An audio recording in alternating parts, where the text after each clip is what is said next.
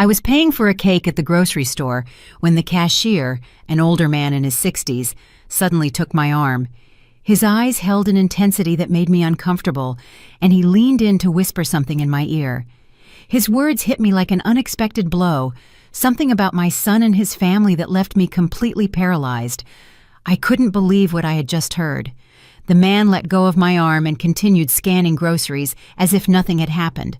But I stood there, the receipt trembling in my hand, trying to process the words that were now swirling in my head. I walked out the back entrance of the store. I needed fresh air and time to think. My heart was pounding so hard I could hear it in my ears. Was it possible that what this stranger had told me was true? Or was it just a misunderstanding from someone who didn't really know my situation? I decided to hide behind some trash dumpsters near the parking lot. From there, I could observe without being seen. If what I had heard was true, I would soon know it with my own eyes. My name is Adeline Thorne. I'm 67 years old, and all my life I've worked hard to keep my family together. I live alone in a small apartment downtown on a pension that barely covers the basic bills. Every month, I count the dollars several times before deciding what to spend them on, always prioritizing the needs of others before my own. My only son, Owen, married Sienna 3 years ago. From the beginning, I found her to be a bit distant, but I tried to give her the benefit of the doubt, thinking it might just be shyness. Over time, however, I started to notice strange things about her behavior, though I never said anything because I didn't want to create conflict in my son's marriage. Sienna's family had always been very cordial with me, especially her father, Leonard. But there was something in their eyes that didn't sit right with me. They were always talking about how difficult their financial situation was, how they struggled to make ends meet, and without hesitation, I would try to help them when I could. From my hiding spot, I had a perfect view of the grocery store's main entrance. Owen was waiting for me in the car, but now I had a clear sight of everything. The cashier's words echoed in my mind over and over again, like an unceasing sound. Barely 2 minutes had passed when I saw something that made me doubt everything I thought I knew about my daughter-in-law's family. Leonard, Sienna's father, walked out the main entrance carrying bags that looked quite heavy. But they weren't ordinary grocery bags. They were from a high-end store I only knew by sight, a place I had never had the resources to shop at. The store's name shimmered in gold on the black bags he carried with a casual ease, as if it were a perfectly normal thing for him. My heart began to beat faster. Leonard walked to a car parked just a few feet from where I was hiding. It wasn't the old, worn-out car they always complained about when asking for help. It was a brand-new, gleaming vehicle, a light color that shone under the afternoon sun. The tires looked brand new, and the paint didn't have a single scratch. I watched him open the car's trunk and carefully place the bags inside, like someone protecting something valuable. Then he took out his phone and started talking to someone. Although I couldn't hear the conversation, his body language was relaxed, like that of a person with no urgent financial worries. At that moment, I remembered all the times Sienna had called Owen asking for help. It was always the same story. They couldn't pay the rent. They needed help with Leonard's medical expenses. They couldn't afford enough food for the week, and my son, with his kind heart, always found a way to send them something. But what I was seeing with my own eyes didn't match those stories of desperate need at all. The expensive bags, the new car, Leonard's relaxed demeanor, everything seemed to completely contradict the version they had been telling us for months. A cold sensation began to spread through my body, like when you sense that something very bad is about to happen. The cashier's words were starting to make sense, though I still resisted believing them completely. Could it be possible that my daughter-in-law's family had been lying to us this whole time? Leonard ended his call and headed back towards the grocery store entrance. He seemed to be looking for something or someone. His eyes scanned the parking lot carefully, as if to make sure no one had seen him. That cautious attitude seemed very suspicious to me. I decided to stay hidden a little longer. My gut told me there was more to discover, and after what I had seen, I couldn't simply ignore the situation. I needed to be completely sure before I talked to Owen about this. As I remained hidden, I began to remember how I had gotten to this point. That morning, I had woken up with a mix of excitement and nervousness. It had been months since I had visited Sienna's family, and I wanted to make a good impression by bringing something special to share. I went to my small kitchen and opened the jar where I kept my savings. Counting those coins had become a painful but necessary ritual. I separated the wrinkled bills and coins I had been saving for weeks, sacrificing small pleasures like a coffee at the bakery or a magazine at the newsstand. I had exactly $43. It wasn't much, but I had decided to use 20 of it to buy a decent cake at the neighborhood bakery. The rest I needed for my expenses the next week, mainly to buy my medications and some basic groceries. I showered with care and chose my best dress, the one I saved for special occasions. It was a simple but clean dress that made me feel presentable. I styled my hair, trying to hide the gray strands that were more noticeable every day, and put on the fake pearl earrings my late mother had given me so many years ago. Before leaving, I looked at my reflection in the bathroom mirror. I saw a 67-year-old woman who had worked her whole life, who had raised her son alone after being widowed, and who was now trying to keep a family together that seemed to value money more than feelings. Owen arrived to pick me up exactly on time. My son had always been punctual, a quality I admired in him. When I got in his car, I noticed he seemed a little tense, but I thought maybe it was nervousness about the family visit. During the ride, we talked about unimportant things. He told me about his office job, about some minor problems he'd had with his boss, but he avoided talking about Sienna or her family. That seemed strange to me, because he normally kept me informed about how things were going in his marriage. When we arrived at the area where Sienna's family lived, I asked him to stop at the grocery store. I wanted to buy a fresh cake to go with lunch. Owen offered to go in with me, but I told him I preferred to go alone, that I wouldn't be long. The bakery inside the grocery store had several cakes available. I chose a simple vanilla cake, nothing extravagant but presentable. It cost exactly $18, two less than I had budgeted, which made me happy because it meant I could buy a small greeting card. It was also in the checkout line that everything happened. The cashier, a man who seemed to be my age, served me normally until he saw the name on the credit card I tried to use first. The card was rejected, as I expected, because I knew I didn't have sufficient funds. Then I took out the cash. It was at that moment that the man looked at me more closely, whispered my name, Adeline Thorne, and asked me if I was Owen's mother. When I confirmed that I was, his expression changed completely. He looked worried, almost scared. What he told me after grabbing my arm was something I will never be able to forget, though at that moment I refused to believe it. His words were direct and painful. He told me that my daughter-in-law's family came to that grocery store regularly, spending hundreds of dollars on imported products and premium meats, while at the same time he knew they were constantly asking my son for money. He explained that he knew the situation because Leonard had mentioned several times, with a certain pride, how my son helped them financially every month. The cashier told me he had seen Leonard buy bottles of wine that cost more than I spent on food for a whole week. He also told me that Sienna frequently bought expensive beauty products and designer clothes there, always paying in cash.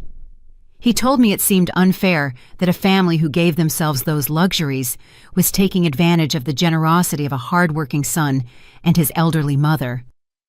The man explained that he had decided to talk to me because he had seen me carefully counting my coins to pay for a simple cake, while they spent without a care on luxury items. He told me that his own mother had gone through a similar situation and that he regretted not having acted in time. After hearing this, I left the grocery store completely confused. My mind refused to fully process what I had heard. For years, I had trusted the word of Sienna and her family. I had watched my son worry about them, work extra hours to send them money, and I myself had contributed with the little I had on several occasions. But the cashier's words had planted a seed of doubt that was growing rapidly in my heart. That's why I decided to hide and observe. I needed to see with my own eyes if what I had been told was true, because the consequences of that information were too serious to act on based on rumors alone. From my hiding spot behind the dumpsters, I could see everything happening in the parking lot perfectly. The smell of garbage wasn't pleasant, but it was a small price I was willing to pay to discover the truth about the people I had trusted for so long. When I saw Leonard come out of the grocery store with those expensive bags, my heart tightened in my chest. The bags were from a store I knew only by its reputation for high prices. A single purchase there could cost me a whole month's grocery budget. Leonard walked with the confidence of someone who has no financial worries. His clothes were new, his shoes shined, and his watch looked expensive even from where I was. Nothing about his appearance suggested the desperate poverty they always talked about. The car he put the groceries in was definitely new. The paint gleamed under the sun, and the tires looked freshly bought. I mentally calculated that a vehicle like that could cost more money than I had seen put together in my whole life. How was it possible that someone who had a car like that would need constant financial help? As I watched him talk on the phone, I noticed that his conversation was relaxed, even cheerful. It didn't seem to be the call of someone worried about financial problems. His body language was that of a satisfied person, comfortable with his situation. At that moment, all the small inconsistencies I had noticed over the past few months began to make sense. The times Sienna had casually mentioned expensive restaurants where she had eaten, justifying it as invitations from friends. The comments about new clothes she had supposedly gotten on incredible sales. The social media photos that showed a lifestyle that didn't match their constant requests for help. Leonard ended his phone call and started walking back towards the grocery store entrance. His movements were confident, unhurried, like someone who had all the time in the world. That gave me the chance to analyze his appearance and behavior better from my hiding spot. Not only were his clothes new, but they were of good quality. The shirt he was wearing had that perfect cut you only get at specialty stores, and his pants were impeccably ironed. Even his shoes, which I could see better as he got closer to my position, seemed to be genuine and expensive leather. While I was waiting to see what else would happen, I heard voices coming from my right. 2 elderly women were talking as they pushed their shopping carts toward their cars. At first I didn't pay attention, but when they mentioned Sienna's name, my ears perked up immediately. "Did you see the new dress Sienna was wearing at the mall yesterday?" One of them, a woman with gray hair who looked my age, said, "It must have cost at least $200. I saw an identical one in that expensive store on the second floor." The other woman, who was thinner and wore glasses, responded with a knowing tone. "And that's not all, Hermione. I also saw her buying beauty products at that French store. My granddaughter works there and told me that Sienna is a frequent customer. She spends as if money were raining from the sky." My heart started beating faster. These women were talking about the same Sienna who constantly told my son they didn't have money for basic expenses, the same one who had called last week asking for help to buy medicine for her father. Hermione continued, "What strikes me most is how she's always buying new things, but then goes around the neighborhood saying they're going through very difficult financial times. My friend Leonard works at the bank and told me the deposits they receive don't match the story of poverty they're telling at all." "Oh, Hermione, but that's gossip," the other woman replied, though in a tone that suggested she had her own doubts. "Although I must admit, it seems strange to me that they can afford the rent on that big house if they're really as bad off financially as they say." Gossip. My daughter lives on the same block as them and tells me that almost every week, delivery trucks with groceries from the most expensive grocery store in the city arrive. Purchases that any of us would take months to be able to afford. The 2 women continued walking away as they talked, but I could hear a few more fragments of their conversation. They mentioned something about parties Sienna's family had recently organized. Parties with abundant, high-quality food, imported wines, and expensive decorations. Every word I heard was like a stab in my heart. For months, I had been feeling sorry for that family, worrying about their well-being, asking my son to help them when he could, and even contributing my own small savings on several occasions. I remembered the time Sienna had called me directly, crying on the phone, telling me they needed urgent help to pay for Leonard's doctor. She had told me they had to choose between buying medicine or food, and that they didn't know what to do. That night, I couldn't sleep thinking about their suffering. The next day, I had gone to the bank and withdrawn $150 from my emergency savings, money I had been saving for a possible medical emergency of my own, but which I decided to give her because I couldn't bear the thought of them suffering when I could help. Now, listening to these women talk about that same family's luxurious lifestyle, I felt like the most foolish woman in the world. How could I have been so naive? How had I not seen the signs that were apparently obvious to the whole neighborhood? Leonard came out of the grocery store again, this time with a smaller bag. He headed back to his car, but this time he stopped to talk to a man who was washing a car near his. I couldn't hear the conversation, but they both seemed relaxed and friendly. The man Leonard was talking to wore work clothes, but you could tell he respected Leonard. His body language suggested that Leonard was someone of a certain status in the neighborhood, someone who commanded respect, possibly because of his financial situation. After a few minutes, I saw Leonard hand the man something. From my distance, it looked like money, several bills that he handed over without apparent effort. If they were truly going through financial difficulties, as they said, how could he afford to give money to strangers so easily? At that moment, my phone vibrated. It was a text message from Owen asking me what had happened, why I was taking so long at the grocery store. I had completely forgotten about him, still waiting for me in the car, probably worried about my delay. I quickly replied that I was on my way out, that I had been in a very long line. A lie. Lying to my own son hurt, but I needed more time to process everything I had seen and heard. I couldn't get back to his car and tell him my suspicions immediately without more evidence. As I was writing the message, Leonard said goodbye to the man and got into his car. The engine started with a smooth, powerful sound, confirming that it was a good quality and probably recent vehicle. I watched him leave the parking lot with a tranquility that completely contrasted with the image of financial desperation his family had been projecting. I decided to leave my hiding place and walk toward where Owen was. I needed to act normally, at least for now, but my mind was already working, trying to recall all the strange details I had overlooked in recent months, all the small signs that now took on a completely different meaning. When I got to the car, Owen looked at me with concern. "Mom, are you okay? You look pale," he said as I settled into the passenger seat. "Did it take them a long time to check you out?" "Just the line, son," I replied, trying to keep my voice steady. "You know how grocery stores are on weekends." But inside, my heart was beating so hard I was afraid he could hear it. Owen started the car, and we began heading to Sienna's family's house.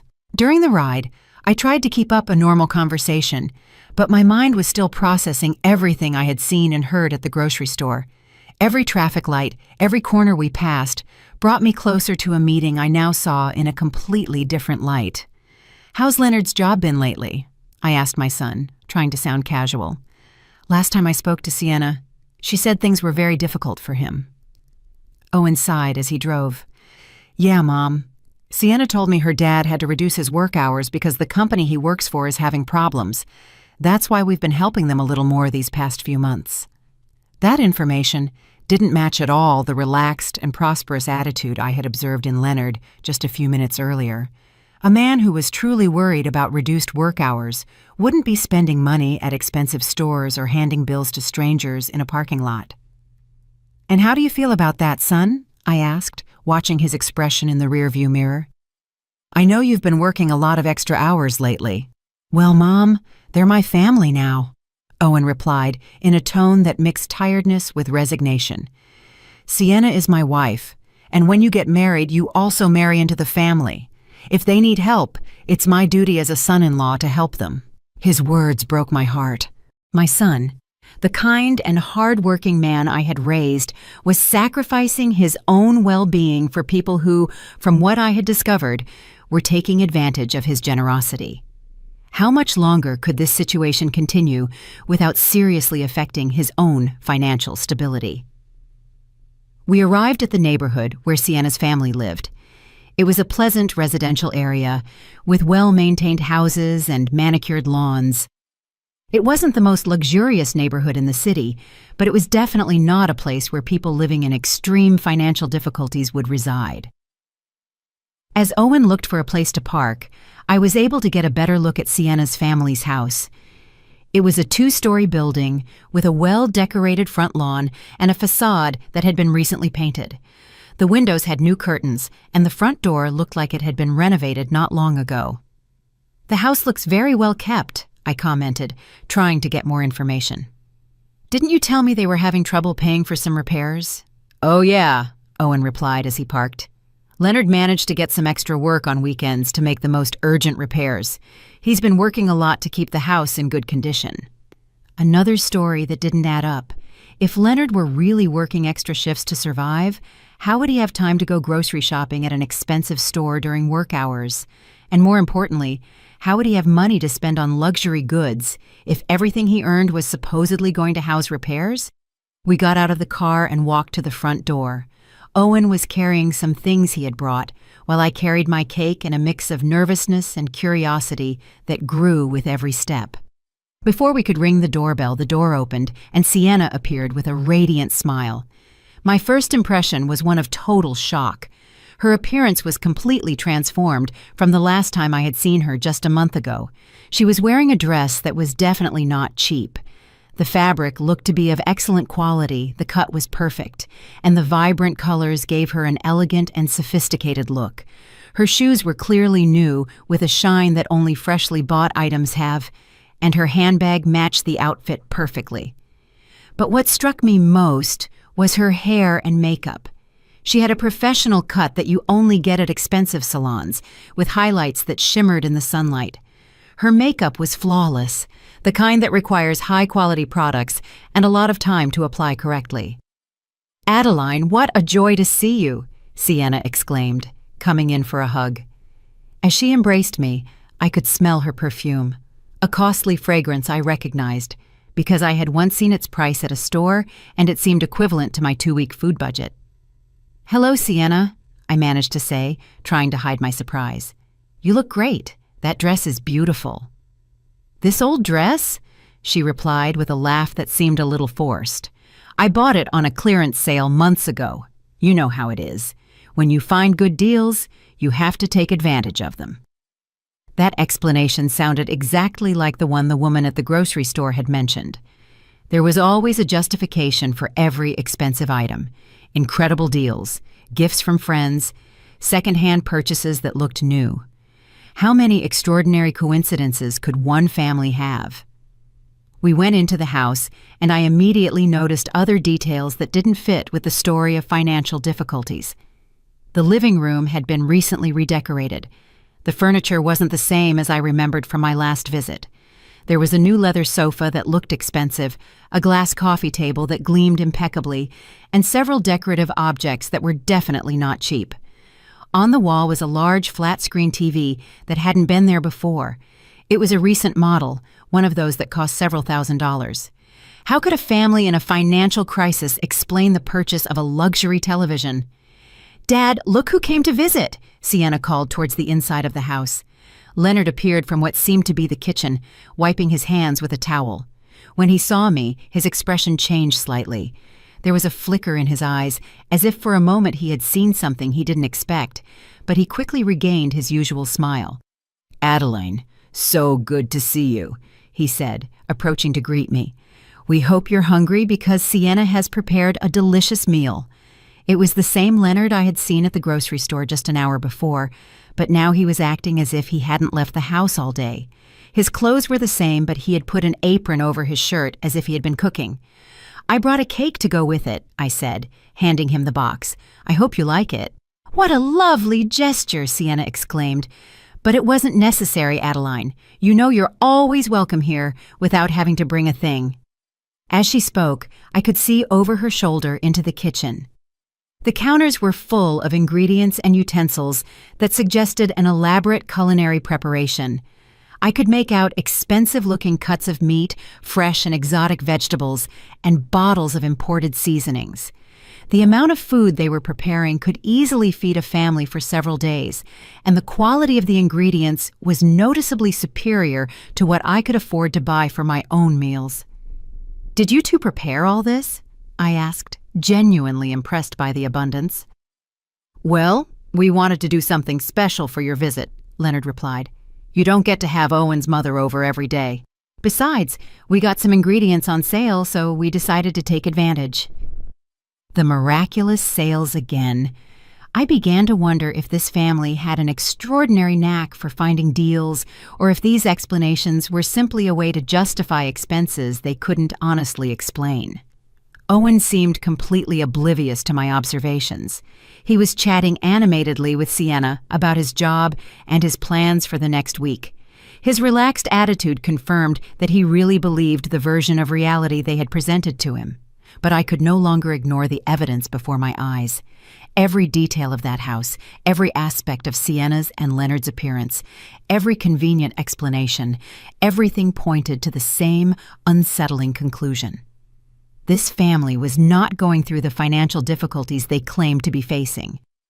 During lunch, I tried to maintain a normal conversation while discreetly observing every detail that could confirm or disprove my suspicions. The table was set with dinnerware I didn't remember seeing before, plates and glasses that seemed to be of good quality, not the kind of utensils someone worried about every penny would use. The food they served was abundant and varied. There were several main courses, elaborate salads, and side dishes that required expensive ingredients. Leonard poured wine into crystal glasses, a wine I recognized from having seen its price at the grocery store, more than $50 a bottle.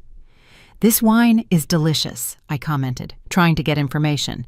"Is it a special brand?" "Oh, this one?" Leonard replied with a proud smile. "A friend of mine who works in imports got it for me at a special price.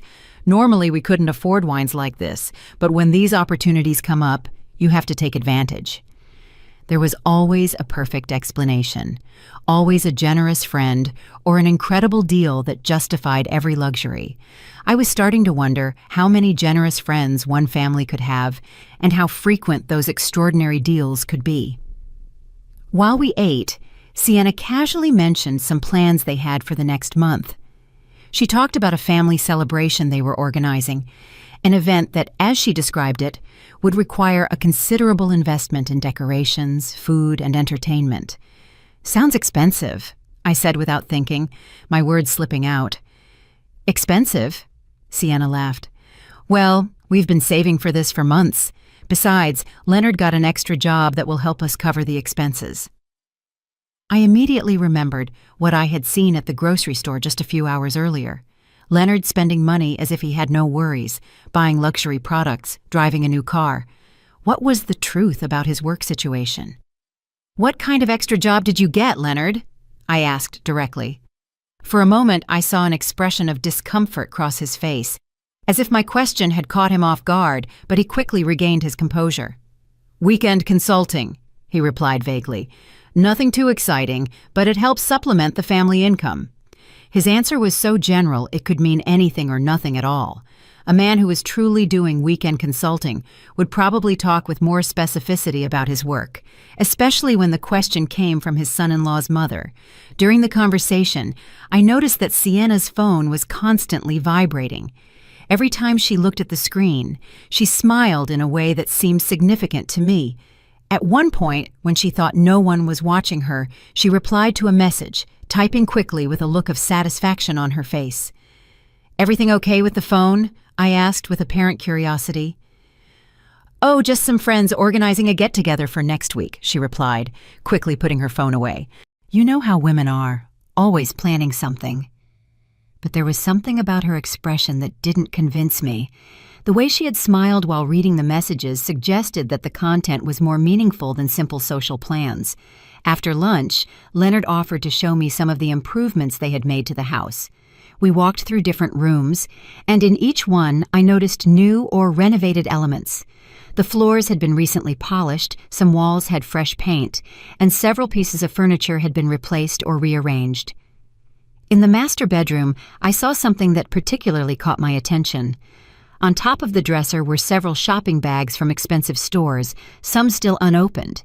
The price tags I managed to glimpse showed numbers that seemed exorbitant for a family that was supposedly struggling financially.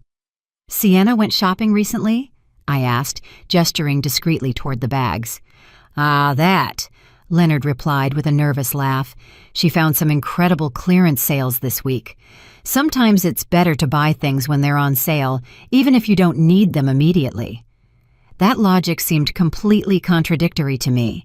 A family that was truly in financial difficulty would not have the luxury of buying things they didn't need immediately, no matter how good the deals were. As we returned to the living room, my phone rang. It was a text message from a number I didn't recognize. When I opened it, I saw that it was from the grocery store cashier. He had gotten my number somehow and had sent me a photo. The image showed a grocery receipt from just 2 days earlier. The total was over $400, and the list included premium products, imported meats, fresh seafood, expensive wines, specialty cheeses, and several gourmet items. The name on the receipt was clearly Leonard Williams. Along with the photo was a message. "Mrs. Thorne, I'm sorry to bother you, but I thought you should see this. This receipt is from 2 days ago. Your family needs to know the truth." My heart started beating faster. The evidence was there, in black and white, a $400 purchase of luxury goods made just 2 days before our visit by the same man who was supposedly struggling to pay for basic expenses. I quickly put my phone away before anyone noticed my expression of shock, but my mind was already working, connecting all the dots I had been observing over the past few hours. We returned to where Owen and Sienna were, who were still chatting animatedly. My son seemed relaxed and happy, enjoying what he thought was quality time with his in-laws.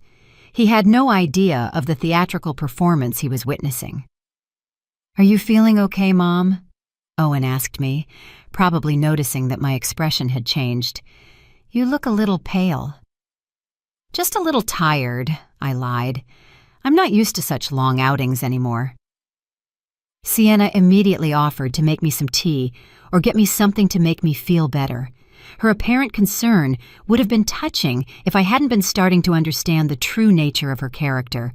For the next hour, I continued to observe and listen, mentally collecting evidence of every inconsistency, every inexplicable luxury, every convenient justification. The list grew constantly. Sienna's new clothes, Leonard's car, the well-maintained house, the abundant food, the expensive wine, the shopping bags, the receipt I had received. But what hurt me the most was the realization that this situation had probably been going on for months, maybe years. How much money had my son sent to this family? How many sacrifices had he made? And how many had I made to help people who didn't actually need help? When we finally said goodbye and left the house, my mind was completely made up. I couldn't let this farce continue. My son deserved to know the truth, however painful it was, and I had a responsibility to protect him from further manipulation. During the drive back home, Owen commented on how nice the visit had been and how well Sienna's family looked. His words were like daggers in my heart, because I knew I would soon have to shatter that happy image with a much darker and more disappointing reality. "Yes, they look very well," I replied carefully, choosing my words precisely. Maybe too well for a family that's going through such severe difficulties. The drive back home was one of the most difficult of my life. Every mile we drove took me physically away from the house where I had discovered the truth, but brought me emotionally closer to a decision that would change everything for my family. My mind was a whirlwind of contradictory thoughts, doubts, and a growing sense of indignation that I struggled to keep under control. Owen was driving calmly, occasionally whistling a tune that showed his good mood. For him, we had spent a pleasant afternoon with his in-laws, sharing a delicious meal and strengthening family ties. He had no idea that his mother had been collecting evidence of what seemed to be an elaborate and prolonged scam. "Mom," he said as we waited at a traffic light, "I'm so glad to see you get along so well with Sienna's family. I know you had some reservations about our marriage at first, but I think now you can see what good people they are." His words broke my heart. My son, my only son, was being manipulated by people who had turned the exploitation of his generosity into an art. How could I tell him that the people in whom he had placed his trust and his money were probably professional liars? "Owen," I began carefully, Have you ever noticed anything inconsistent in the stories Sienna tells you about their financial situation? My son glanced at me briefly before returning his gaze to the traffic. What do you mean, Mom? Inconsistent? How? Well, I continued, choosing my words very carefully. Today I noticed they have a lot of new things in the house. The television, some furniture, Sienna's clothes, all of that costs a considerable amount of money. Owen sighed, and I could see that my comment had hit a nerve. Mom, I already explained that Leonard has been getting extra jobs. Besides, Sienna is very good at finding deals and bargains. Not everything that looks new is necessarily expensive. But don't you think it's strange that a family that needs constant help for basic expenses can afford so many luxuries at the same time? I insisted, trying to keep my tone neutral and non-accusatory. They're not luxuries, Mom, Owen replied with a touch of defensiveness in his voice. They're basic needs they've been able to meet thanks to a lot of effort and sacrifice. They bought the TV secondhand, the furniture was a one-time opportunity, and Sienna's clothes are from clearance sales. Each justification my son repeated was exactly the same one I had heard from Leonard and Sienna during lunch. It was as if they had rehearsed these explanations to perfection, creating a consistent version of reality that could satisfy any uncomfortable question. I decided to try a different approach. Son, have you seen any receipts or documents that confirm these incredible deals, or have you accompanied Sienna when she finds these extraordinary bargains? The question clearly made him uncomfortable. I could see his hands tighten slightly on the steering wheel. Mom, why all these questions? Sienna is my wife. If she tells me she got something on sale, I believe her.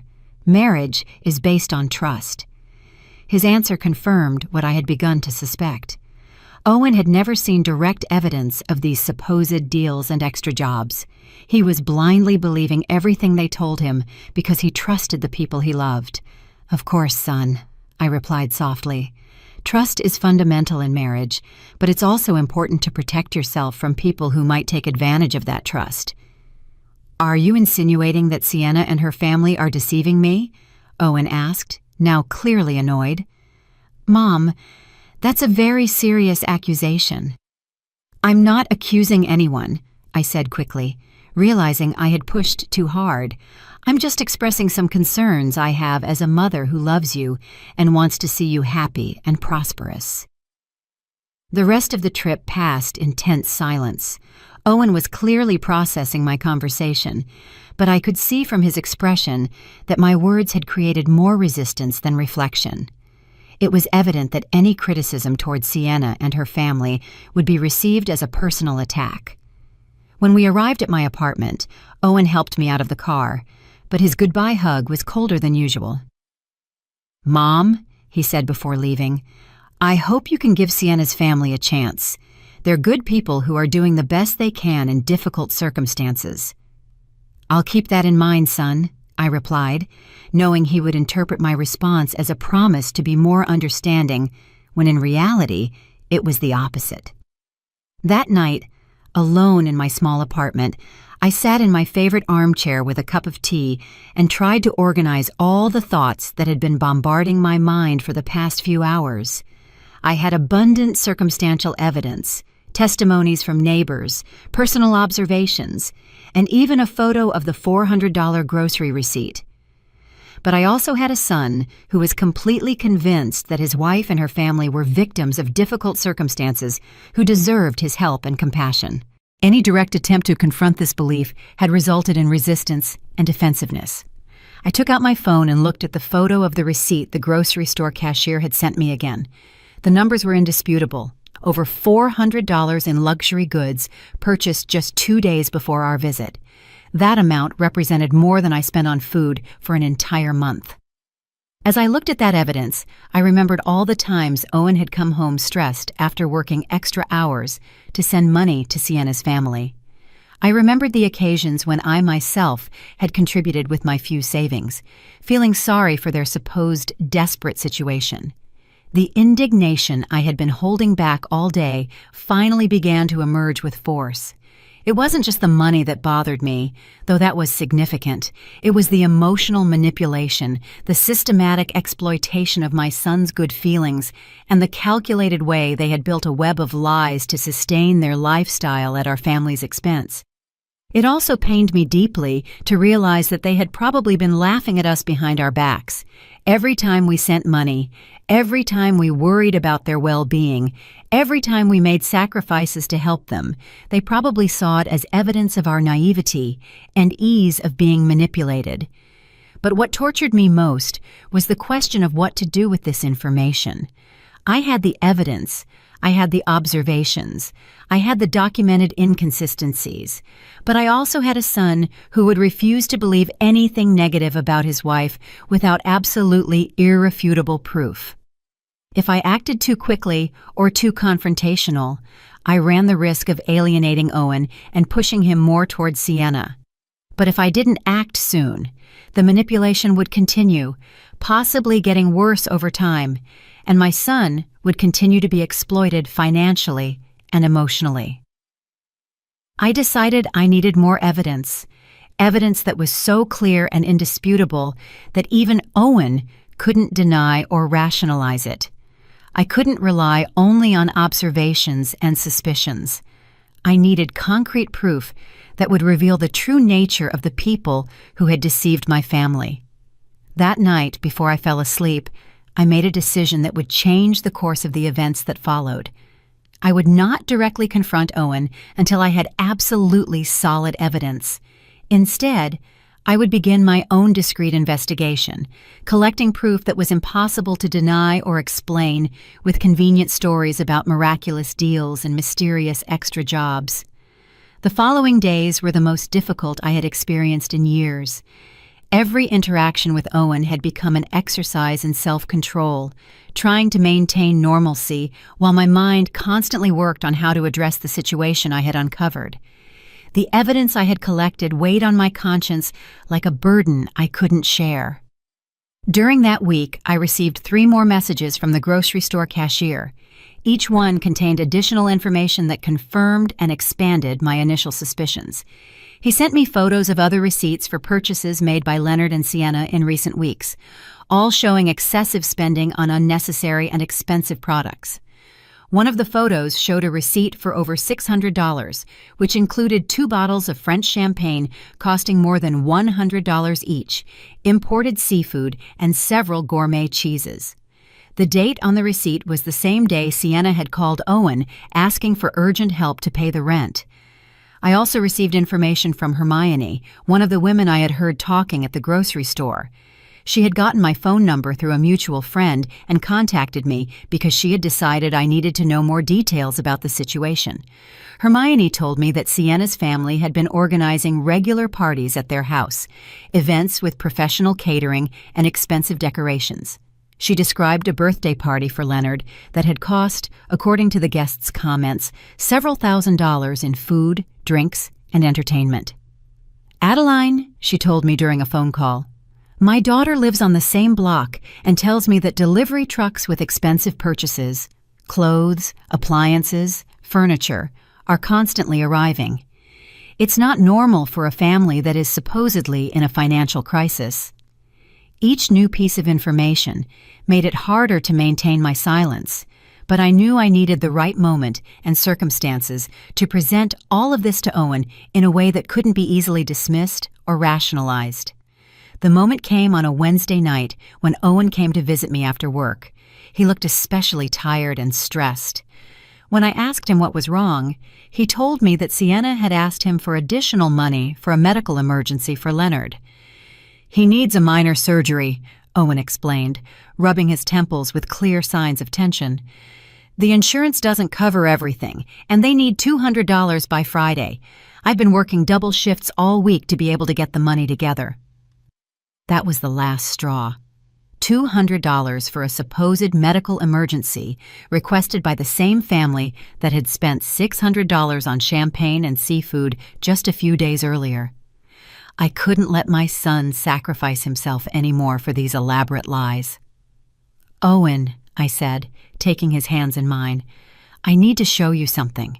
But before I do, I want you to know that I'm doing this because I love you and because I can't stand to see you being hurt."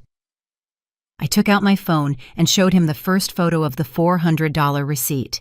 His eyes widened when he saw the date and the total, but before he could speak, I showed him the other photos I had received during the week. "Mom, where did you get this?"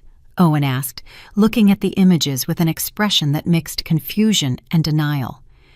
"And how do you know these receipts are real?" I explained my encounter with the grocery store cashier, the conversations I had overheard from the neighbors, and all the observations I had made during our visit. I spoke slowly and carefully, presenting each piece of evidence logically and chronologically. "But there has to be an explanation," Owen insisted, although his voice no longer sounded as convinced as before. "Maybe Leonard had a good month at work, or maybe they received money from another source." "Son," I replied gently, "these luxury purchases were made on the same days that Sienna called you asking for help with basic expenses. Doesn't that seem like too much of a coincidence?" I could see the realization starting to sink into his mind. His eyes moved between the photos on my phone and my face, looking for some way to reconcile what he was seeing with what he had believed for so long. "Besides," I continued, showing him the information I had gotten about the expensive parties, "the neighbors have seen how this family really lives. It's not the story of desperate poverty they've been telling you." Owen got up from his chair and started pacing my small living room. I could see his mind working, recalling past conversations, broken promises, and small inconsistencies that he had probably ignored or rationalized before. "But why would they do this?" he finally asked in a voice that sounded completely defeated. "Why would Sienna lie to me about something so important?" "Because it worked," I replied honestly. "Because you've been sending them money regularly without asking questions, trusting their word. For them, you're a reliable source of additional income that they can use to maintain a lifestyle they couldn't otherwise afford." Tears began to form in my son's eyes. Seeing his pain broke my heart, but I knew it was necessary to free him from this destructive manipulation. "How much money have I given them in total?" he asked, though he seemed afraid of the answer. We had reached the moment of complete truth. "According to what you've told me over the past few months, probably more than $5,000, and that's not counting the help I've given them myself." The number hit him like a physical punch.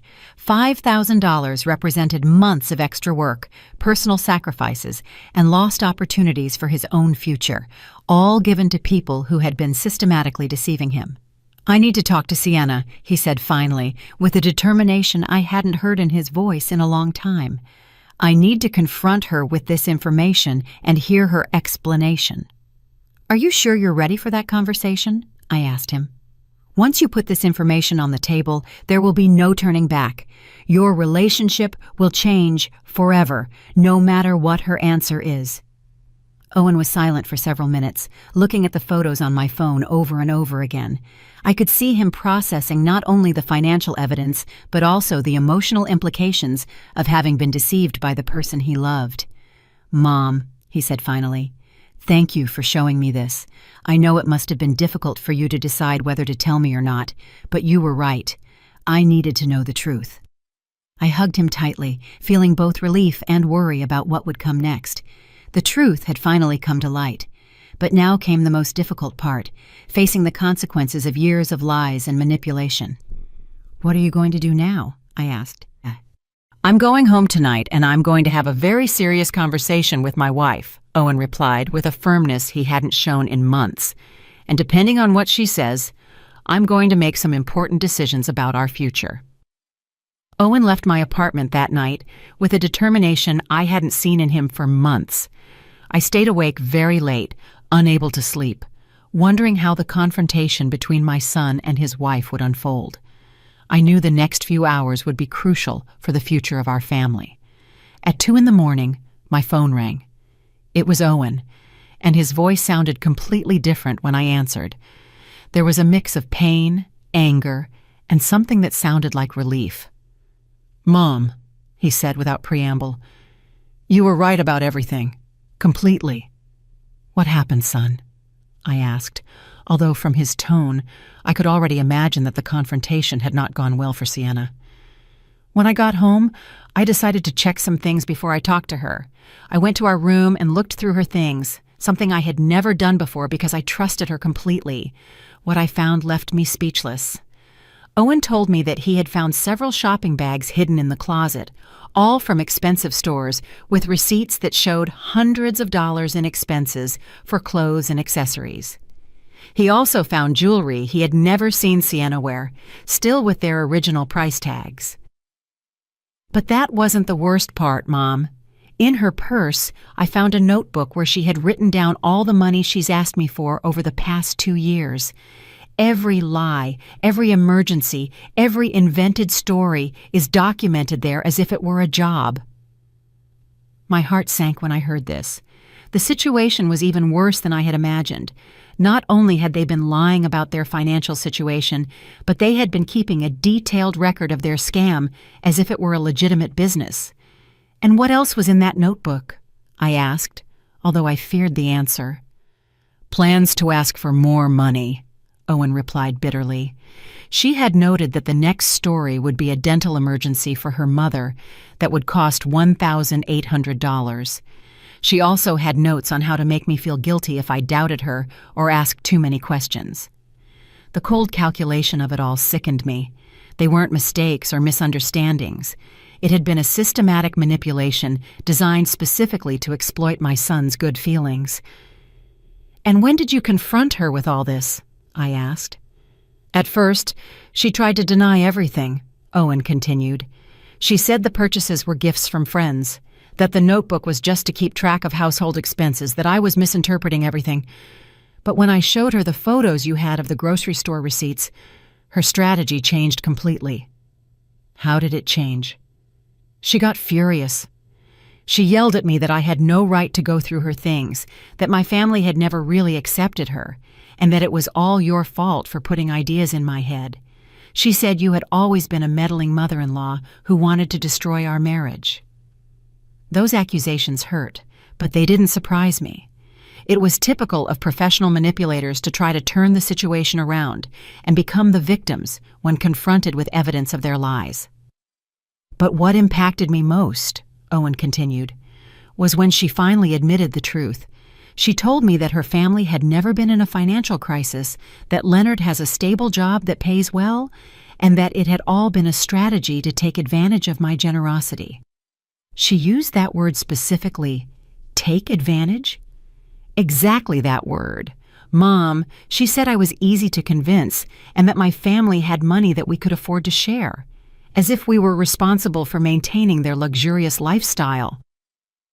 The conversation continued for over an hour. Owen told me every detail of the confrontation, every lie that had been revealed, every manipulation that had finally been exposed.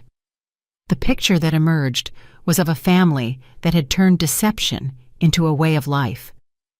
I also called Leonard during the argument, Owen told me. I wanted to hear his version of events.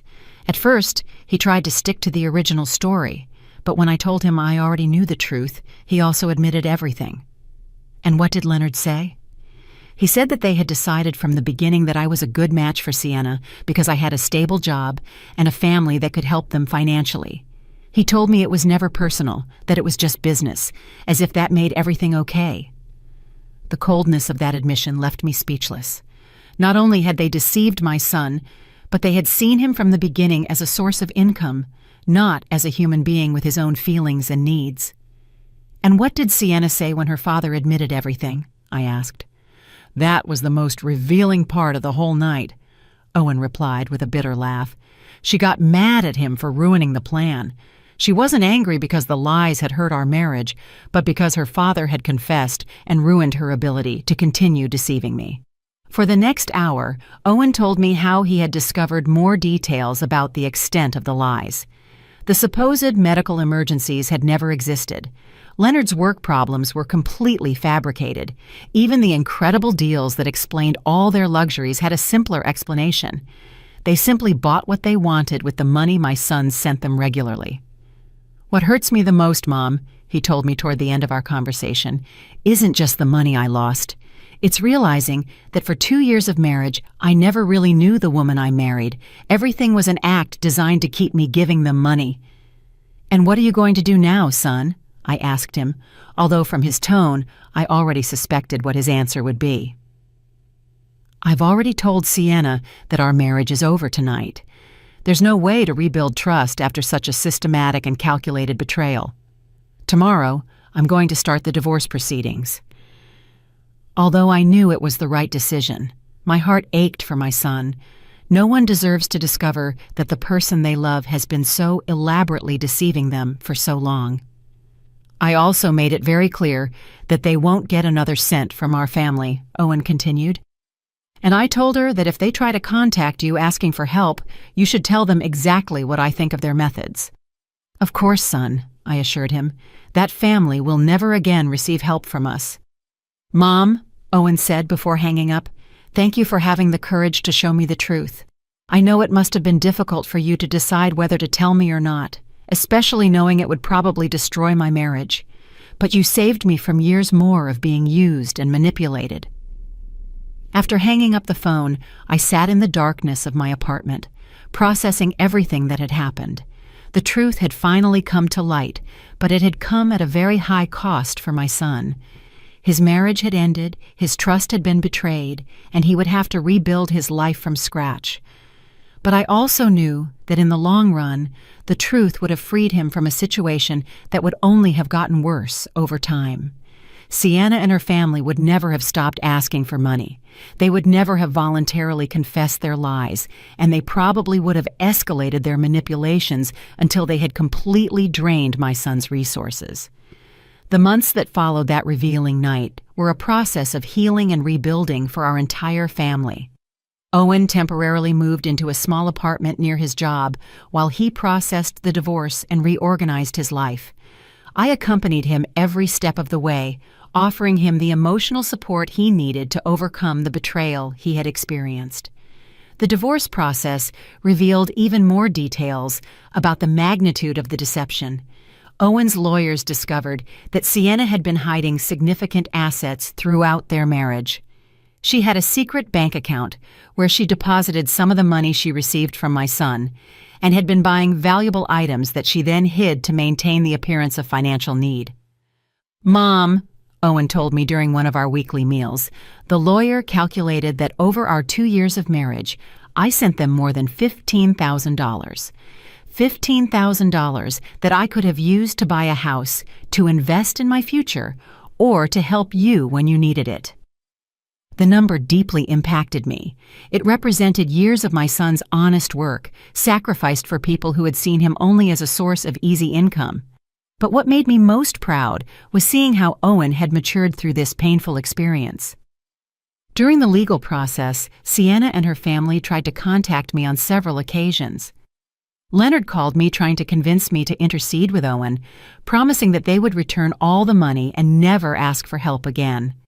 His pleas sounded desperate, but I had already learned to recognize their manipulations. "Leonard," I told him during the last call I accepted, "you had 2 years to be honest with my son. You chose lies, manipulation, and deceit. Now you have to live with the consequences of those decisions." Sienna also attempted a final effort at manipulation by showing up at my apartment one afternoon unannounced. She was dressed in simple clothes and no makeup, trying to project an image of vulnerability and repentance. But I already knew her techniques too well. "Adeline," she said with tears that seemed rehearsed, "I know we made mistakes, but I really loved Owen. This all got out of control, but we never wanted to hurt him." "Sienna," I replied with a calm that surprised me. "Real love doesn't include systematic lies and calculated manipulation. What you did wasn't love. It was exploitation, disguised as love." She continued to try various approaches. First, the repentant victim, then the desperate wife. After that, the daughter-in-law who just wanted to mend the family relationship. But every strategy she tried only confirmed what I already knew about her true nature. "The money you took from my son isn't just money," I explained to her. "It represented his trust, his future, and his ability to believe in the people he loves. That can't be returned with apologies or promises. Finally, after more than an hour of failed manipulation attempts, Sienna showed her true colors. Her expression changed completely, and she told me coldly, "I always knew you were the problem in this marriage. Owen would have been happy if you hadn't meddled." "Maybe," I replied calmly. "But he would have been happy while being deceived and exploited. I prefer him to be temporarily unhappy but free than happy but used." After that confrontation, I never heard from Sienna or her family again. According to Hermione, they moved out of the neighborhood a few weeks later, probably to avoid the embarrassment of everyone knowing the truth about their methods. Owen's recovery process was gradual but constant. At first, he was angry with himself for having been so trusting.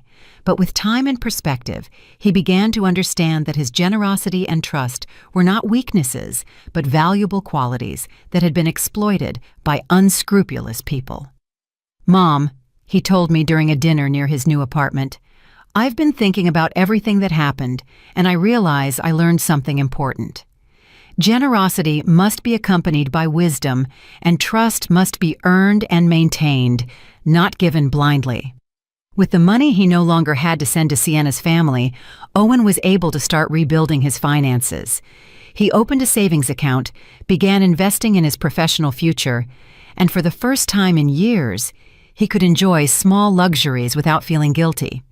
He also helped me improve my own situation. He insisted on giving me money to buy some new appliances I needed, and began visiting me more frequently, bringing good quality food that we could share without worrying about the cost. "It's ironic," he reflected one day as we shared a meal he had bought. "All this time I was worried about helping a family that didn't need help, while you, who really could have used more support, never asked for anything." That observation deeply moved me. During the years of Sienna's manipulation, I had watched my son exhaust himself trying to meet constant demands for money, while I remained silent about my own needs so as not to add more pressure to his life. 6 months after the divorce, Owen had found a new balance in his life. He had learned to be more cautious without becoming cynical, wiser without losing his ability to trust the people who truly deserved his trust. "Mom," he told me during one of our Sunday walks in the park, "I want to thank you again for having the courage to show me the truth. I know it was difficult for you to decide whether to intervene or not." "Son," I replied, "a mother must always protect her children, even when it hurts. My job isn't just to love you, but also to make sure the people you say you love truly deserve you." The grocery store cashier, a man named Eli, also became an unexpected but welcome presence in our lives. One day, he came to visit me to ask how things had turned out, and we ended up talking for hours about the importance of speaking up when we see injustices, even if it's uncomfortable to do so. "You know, Mrs. Thorne," Eli told me before he left, "my mother went through a similar situation years ago, and no one had the courage to tell her the truth. When everything was finally discovered, she had already lost all her life savings. That's why I decided to talk to you. Some truths hurt, but silence hurts more."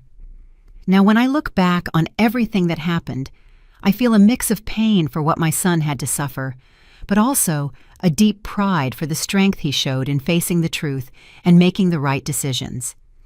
I learned that true family love sometimes requires the courage to speak difficult truths, to confront uncomfortable situations, and to protect the people we love even when it means destroying illusions they prefer to keep. That day, when I heard those strange words at the grocery store and decided to observe instead of ignore, I changed the course of our lives forever. It was one of the most difficult decisions I've ever made, but also one of the most correct.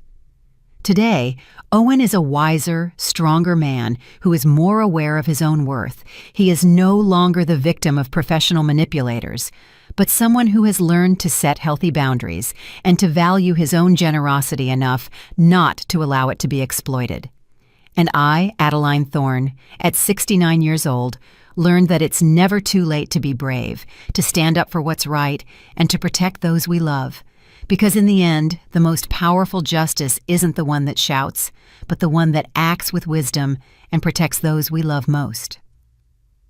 2 years have passed since that afternoon at the grocery store that changed our lives forever. As I write these lines, sitting in my favorite armchair with a cup of tea that is already getting cold, I can't help but reflect on all the ground we have covered since then. Owen got married again 6 months ago. His new wife, Regina, is a hardworking and honest woman he met at his office. What I like most about her isn't just her transparency in everything she does, but the way she respects the relationship I have with my son. She has never tried to interfere between us or shown the slightest interest in our family finances. The first time Regina came to my house for dinner, she brought the ingredients for us to cook together. "Adeline," she told me as we prepared the vegetables, "I want you to know that I will never ask you or Owen for money. I believe in working for what I need and being honest about what I can afford." Her words moved me to tears, not only for her honesty, but because I realized how traumatized I had been by the experience with Sienna.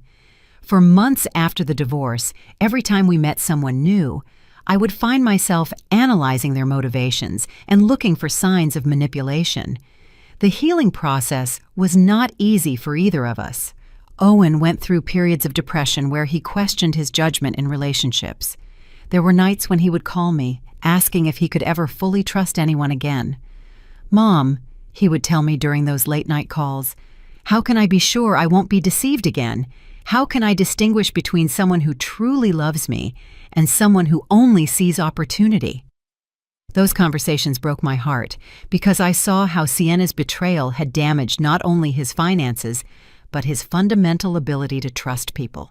But I was also proud to see how he was slowly rebuilding his confidence in a more mature and wiser way. During the first year after the divorce, Owen developed what he called his verification system.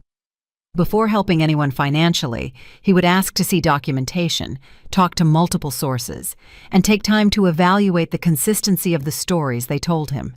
At first, I thought he might have become too distrustful, but over time, I realized that he had simply learned to balance his generous nature with a practical wisdom he hadn't had before. He no longer gave money out of emotional impulse, but after a careful and rational evaluation. This new approach served him well when a coworker asked him for help for a supposed family emergency. Instead of sending money immediately, Owen asked to see medical documents and spoke directly to the hospital mentioned. It turned out that the story was false and his coworker was trying to get money for gambling. "Mom," he told me after discovering that lie, "2 years ago, I would have sent the money without asking a single question. Now I understand that verifying isn't distrusting. It's protecting yourself from people who seek to take advantage of the kindness of others." For my part, I also had to process my own feelings about what had happened. For months, I felt guilty for having waited so long to say something, wondering how much money we could have saved if I had acted sooner. But with time and perspective, I came to understand that I acted at the right time, when I had enough evidence to be convincing. The grocery store cashier who initially alerted me to the situation became a dear friend to our family. He and his wife Marlene visit us regularly, and we have developed a friendship based on shared values of honesty and mutual support. "You know, Adeline," Eli told me during one of his visits, "what I admire most about this whole situation is how you handled the truth. Many people would have made a scene, yelled, or sought revenge, but you simply presented the facts and let the truth do its job." His words made me reflect on something important I had learned throughout this process, that silent dignity is more powerful than noisy revenge. I never sought to hurt Sienna or her family. I simply stopped allowing them to hurt us. Hermione, the neighbor who had given me additional information about Sienna's family, also became a close friend. She helped me understand that what we had experienced wasn't unusual, that many families suffer this kind of manipulation, especially when the children are generous and trusting. "My son-in-law works in social services," Hermione told me during one of our conversations. "And he told me that these kinds of family scams are more common than people think. There are people who have turned the manipulation of kind-hearted relatives into a way of life." This perspective helped me understand that we hadn't been particularly naive or foolish. We had simply been targets of people who were experts at exploiting emotions and family ties. The financial impact of the deception was significant, but manageable. Owen calculated that in total, we had lost around $15,000 when my contribution and some loans he had made, which were never returned, were included. However, once the flow of money to that family stopped, our financial situation improved dramatically. With the money he no longer had to send monthly, Owen was able to save for a down payment on a small house. He asked me to live with him and Regina, but I prefer to maintain my independence in my own apartment, although now with better furniture and appliances that he insisted on buying for me. "Mom," he told me when he brought the new refrigerator, "for years I watched you count coins while I sent hundreds of dollars to people who didn't need them. Now it's your turn to have the things you deserve." Regina turned out to be not only a good wife to Owen, but also a considerate daughter-in-law to me. She never tries to compete with my place in my son's life, and always includes me in her family plans and decisions. The difference from Sienna's attitude is so marked that sometimes I find it hard to believe both women exist in the same world. Last month, Regina confided that they are expecting their first child. The news filled me with a pure joy I hadn't felt in years. This grandson or granddaughter will grow up in a home where honesty and integrity are fundamental values, very different from the environment of lies and manipulation that would have existed if Owen had remained with Sienna. "I want our child to know you as the grandmother who had the courage to protect our family," Regina told me while holding my hand. "Owen has told me the whole story, and I deeply admire what you did. Sometimes I wonder what would have happened if I had never decided to hide behind those trash dumpsters to watch Leonard. How long would the deception have continued? Would Owen have eventually discovered the truth on his own, or would he have continued to be exploited indefinitely? I'll probably never know the answer to those questions, but what I do know is that the courage to face uncomfortable truths is one of the most important responsibilities we have toward the people we love. In these 2 years, I have reflected a lot on the signs I ignored for so long, the small details that didn't add up, the overly convenient explanations, the way Sienna always had a perfect story for every situation. Now I understand that my maternal instinct had been trying to alert me for months, but I had silenced those doubts because I didn't want to create conflict. I have learned that maintaining family peace should not come at the cost of allowing the family to be exploited. Sometimes the greatest act of love is to create the necessary conflict to protect the people who matter most. Today, at 69 years old, I feel wiser and stronger than I have in decades. Not only because I helped save my son from a destructive situation, but because I proved that it is never too late to be brave, to stand up for what is right, and to protect those we love. The experience taught me that true strength isn't in avoiding problems, but in facing them with dignity when necessary, and that sometimes the most difficult decisions are also the most correct ones, even if their full impact can only be appreciated with the passage of time. As I finish writing these reflections, I can hear Owen and Regina laughing in the kitchen, preparing the Sunday dinner we will share in a few minutes. It is the sound of a genuine family built on solid foundations of honesty and mutual respect. That sound is worth more than all the dollars we lost during the years of deception, because in the end, the most valuable thing we have isn't the money we can give, but the authentic relationships we can build and protect. And no one can ever take that away from us.